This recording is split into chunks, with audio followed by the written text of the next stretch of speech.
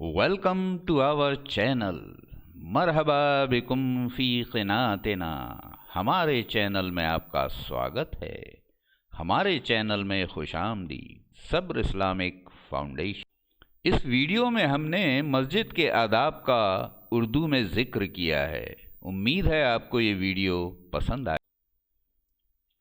अगर आपको वीडियो पसंद आए तो प्लीज़ लाइक करिए और हमारे चैनल को सब्सक्राइब करिए और बेल आइकन दबाना न भूलें, क्योंकि बेल आइकन दबाने से आपको आगे भी हमारे आने वाले वीडियो के बारे में इन्फॉर्मेशन मिलती रहेगी। और आपको हमारा वीडियो अच्छा लगे या बुरा, कमेंट कॉलम में जाके अपना रिमार्क, अपने कमेंट ज़रूर दें। दोस्तों, हमें दुनिया में रहने के लिए आदाब के उसूलों पर अमल करना होगा। बसूरत दीगर हमारे और जानवरों में कोई फ़र्क नहीं है। देखिए, जानवरों के कोई उसूल नहीं होते। आज जिससे पैदा है कल उसी का वो शौहर बन जाएगा। इस तरह की हरकतें जानवरों में होती हैं। तो इन सब चीज़ों से बचने के लिए इंसानों ने कुछ उसूल बनाए हैं। और ये उसूल हमें कहाँ से मिले? हमारी मज़हबी किताबों ने हमें ये उसूल दिए हैं। और जिस जगह और हालात में हम रहते हैं उसके भी कुछ उसूल होते हैं। इसी तरह मसाजिद में भी आदाब के कुछ उसूल हैं। मस्जिद अल्लाह का घर है, इसका हम पर सबसे ज़्यादा अख्तियार है। लिहाजा हमें मस्जिद के आदाब के उसूलों का ख़ास ख्याल रखना चाहिए। जब हम मस्जिद में पहुँचें तो हमें क्या करना चाहिए और क्या नहीं, इसके उसूल हैं जिनकी वजाहत यहाँ की गई है। तो देखिए, यहाँ हम इन उसूलों की बात आगे करेंगे। और ये उसूल तो आप समझ ही गए कि देखिए, इंसान और जानवरों में जो फ़र्क है उस फ़र्क को देखते हुए दुनिया के ये उसूल बने हैं। ये सारे उसूल जो हैं हमें हमारी मज़हबी किताबों से ही मिले हैं। तो इस्लाम में हमारी मज़हबी किताब कुरान मजीद है। और कुरान मजीद में हर चीज़ के बारे में ज़िक्र किया गया है, हर चीज़ के बारे में एक्सप्लेन किया गया है। तो मस्जिद के भी कुछ आदाब हैं। तो मस्जिद में जाके आप क्या करें क्या न करें, इसके बारे में यहाँ पे आपको बताया जाएगा। तो पहले देखिए, हम जिक्र करेंगे कि मस्जिद में क्या होना चाहिए। तो ये मस्जिद में होना चाहिए, यानी आगे जो कुछ भी बताया जाएगा। तो अगर आप मस्जिद पहुँच जाते हैं और कुछ लोग पहले ही वहाँ बैठे हैं तो आप उनको सलाम कहते हैं। और अगर कोई नहीं है तो आप कहते हैं अस्सलामु अलैना व अला इबादिल्लाहिस सालिहीन, यानी सलामती हो हम पर और अल्लाह के नेक बंदों पर।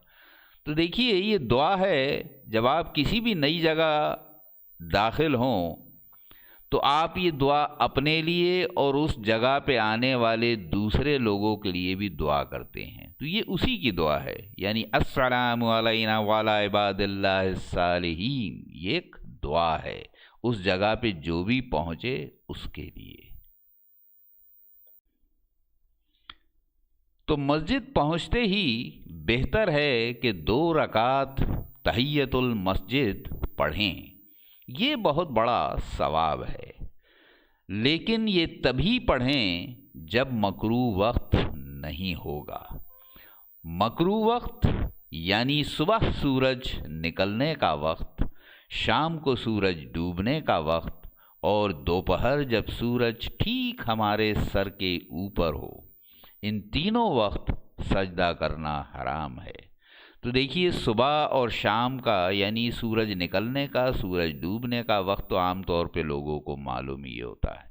आजकल नेट पे, अखबारों में, हर जगह ये वक्त दिया रहता है। لیکن یہ جو تیسرا وقت ہے، یعنی ٹھیک جب سورج ہمارے اوپر ہو، یعنی ٹھیک آدھا دن، تو یہ معلوم کرنے کے لیے اس کا طریقہ یہ ہے کہ سورج ڈوبنے کے وقت میں سے سورج نکلنے کے وقت کو مائنس کر دیں تو دن کل کتنا لمبا ہے وہ آپ کو پتہ چل جائے گا۔ اس کو 2 سے ڈیوائڈ کر دیں تو اس کا آدھا دن نکل آئے گا۔ وہ آدھا دن اب صبح سورج نکلنے کا جو وقت ہے اس سے اگر آپ آگے جوڑ لیں گے تو آپ کو وہ وقت مل جائے گا۔ مان لیجئے صبح 6:45 بجے آج کل سورج نکل رہا ہے اور 5:15 بجے ڈوب جاتا ہے، تو آپ دیکھیں گے 12 بجے کے دونوں طرف لگ بھگ 5.25 گھنٹے مل رہے ہیں۔ تو یعنی ان حالات میں 12 بجے کا وقت جو ہے وہ بیچ کا وقت ہے، یعنی آدھا دن۔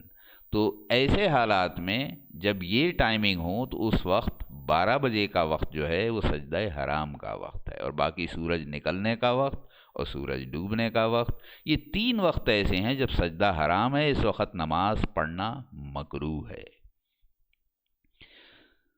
تو ہمیں مسجد میں کثرت سے اللہ کی تسبیح پڑھنا چاہیے۔ اب دیکھیے مسجد آپ جاتے ہیں تو نماز اور قرآن کی تلاوت تو عام طور سے لوگ کرتے ہی ہیں، نماز تو پڑھنے ہی جائیں گے آپ، ظاہر ہے، اور یا پھر آپ تلاوت کرنے جائیں گے۔ لیکن اگر آپ کسی وقت خالی بیٹھے ہیں اور آپ مسجد میں ہیں تو بہتر یہ ہے کہ کثرت سے اس وقت تسبیح کریں، اللہ کو یاد کریں۔ دیکھیے اب ہم بات کریں گے کہ مسجد میں پہنچنے کے بعد کیا نہیں کرنا چاہیے، یعنی مسجد میں یہ نہیں کرنا چاہیے۔ تو آگے جو کچھ دیا جا رہا ہے یہ ہمیں نہیں کرنا ہے۔ تو مسجد میں تیز آواز سے نہ بولیں، اور اگر آپ کے پاس موبائل فون ہے تو اس کو بھی اتنی دھیمی آواز پر کر دیں کہ آپ کے برابر والے کو بھی سنائی نہ دے۔ اگر مسجد پہنچتے ہیں اور وہاں کچھ لوگ پہلے سے نماز تلاوت اور تسبیح میں مشغول ہیں تو آپ اتنی زور سے سلام بھی نہ کریں کہ ان کا دھیان بٹ جائے۔ جب دوسرے نماز پڑھ رہے ہوں تو اپنی نماز میں بھی کسی طرح کی آواز نہ کریں، انگلیاں چٹخانے یا زور سے ڈکار لینے سے بھی اپنے آپ کو روکیں۔ تو دیکھیے نماز کا بہت احترام ہے، خاص طور سے اگر آپ کے ارد گرد دوسرے لوگ نماز پڑھ رہے ہیں تو ان کی نماز کا خاص خیال رکھنا چاہیے، اس کا احترام کرنا چاہیے، اور اس بات کا لحاظ رکھنا چاہیے کہ ان کی نماز میں ہماری وجہ سے کسی قسم کا خلل نہ پڑے۔ تو اب ظاہر ہے کہ آپ ان کو چھوئیں گے نہیں، ظاہر ہے اتنا تو کوئی بھی نہیں کرے گا، لیکن ہاں آواز پہ بھی پابندی ہے، آپ اپنی کسی بھی حرکت سے کوئی آواز نہ کریں۔ اگر نماز بھی آپ پڑھ رہے ہیں تو زور سے نہ پڑھیں، دل میں نماز پڑھیں۔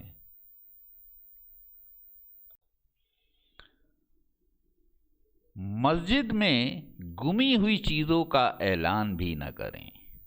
مسجد میں دنیا کی یا کاروبار کی بات نہ کریں۔ مسجد میں بیٹھنے یا نماز پڑھنے کی جگہ کو لے کر کسی سے جھگڑا یا بحث نہ کریں۔ مسجد میں جہاں بھی جگہ ملے وہیں بیٹھ جائیں۔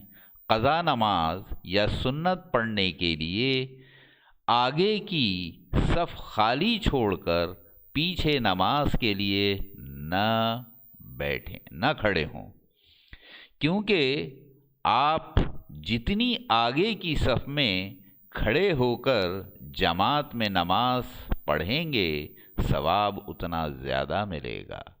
اگر صف میں آپ کے لیے معقول جگہ نہ ہو تو صف میں زبردستی گھس کر دوسروں کو تکلیف نہ پہنچائیں۔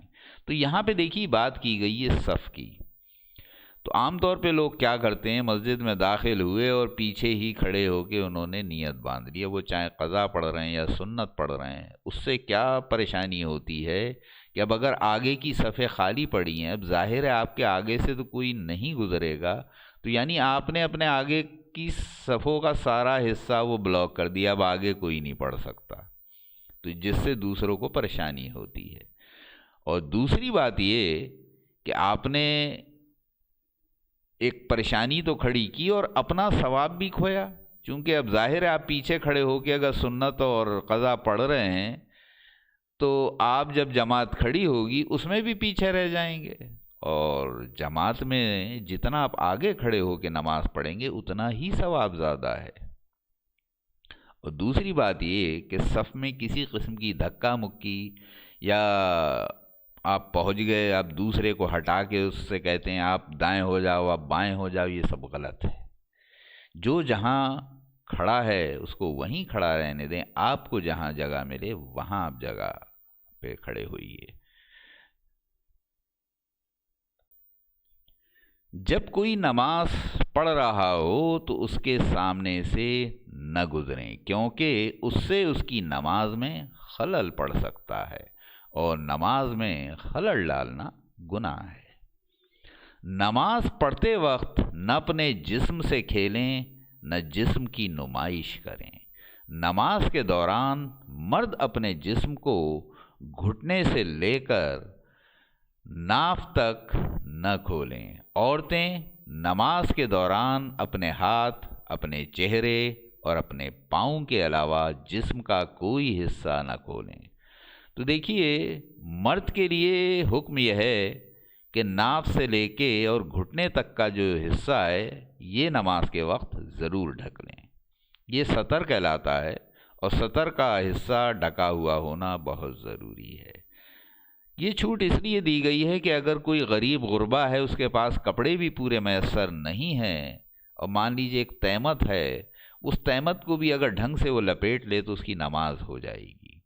لیکن عورتوں کے کیس میں ایسا نہیں ہے۔ عورتوں کے لیے خاص ہدایت ہے کہ وہ اپنے ہاتھ یعنی پونچے سے لے کے آگے کا حصہ اور ٹخنوں سے نیچے کا حصہ یعنی پاؤں، جس میں ٹخنے شامل نہیں ہیں، ٹخنے ڈھکے ہوئے ہونا چاہیے، اور چہرہ، یہ تین چیزیں خالی کھلا رکھ سکتی ہیں، باقی سب ان کے لیے ڈھکنا ضروری ہے، ورنہ ان کی نماز درست نہیں ہوگی۔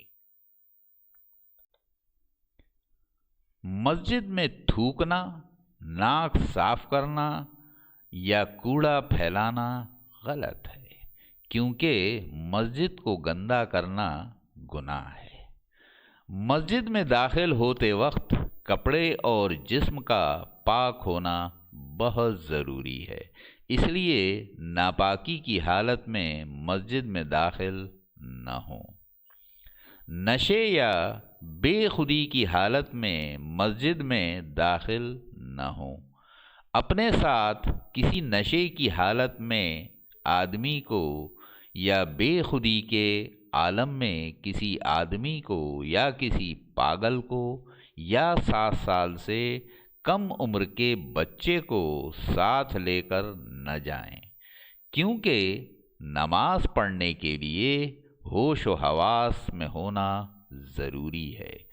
تو یعنی ایسے کسی بھی انسان کو ساتھ لے کر نہ جائیں جس کو نماز کی اہمیت کا پتہ ہی نہ ہو، جو نماز کو سمجھے ہی نہیں کہ نماز کیسے پڑھی جاتی ہے اور کیا ہے، چاہے وہ نشے میں دھت کوئی آدمی ہو یا بے خودی کے عالم میں ہو یا پاگل ہو یا اتنا چھوٹا بچہ کہ جس کو نماز کی سمجھ نہ ہو، تو ظاہر ہے ایسا آدمی جو دوسروں کی نماز ہے اس کو بھی خراب کرتا ہے۔ اس لیے ان حالات میں اور ایسے لوگوں کو ساتھ لے کر نہ جائیں۔ نہ مسجد میں جا کر کچھ خریدیں، نہ مسجد میں جا کر کچھ بیچیں۔ مسجد میں نہ ہتھیاروں کی نمائش کریں، نہ ہتھیار نکالیں۔ تو دیکھیے، مسجد عبادت کی جگہ ہے اور وہاں جا کے صرف عبادت کرنا چاہیے۔ خرید و فروخت، دنیا داری کی باتیں، ان سب کی اجازت نہیں ہے، اور نہ کسی قسم کی طاقت کا مظاہرہ، یعنی ہتھیار لے کے جانا، ہتھیاروں کو دکھانا، کسی کے اوپر نکال لینا، یہ سب غلط ہے۔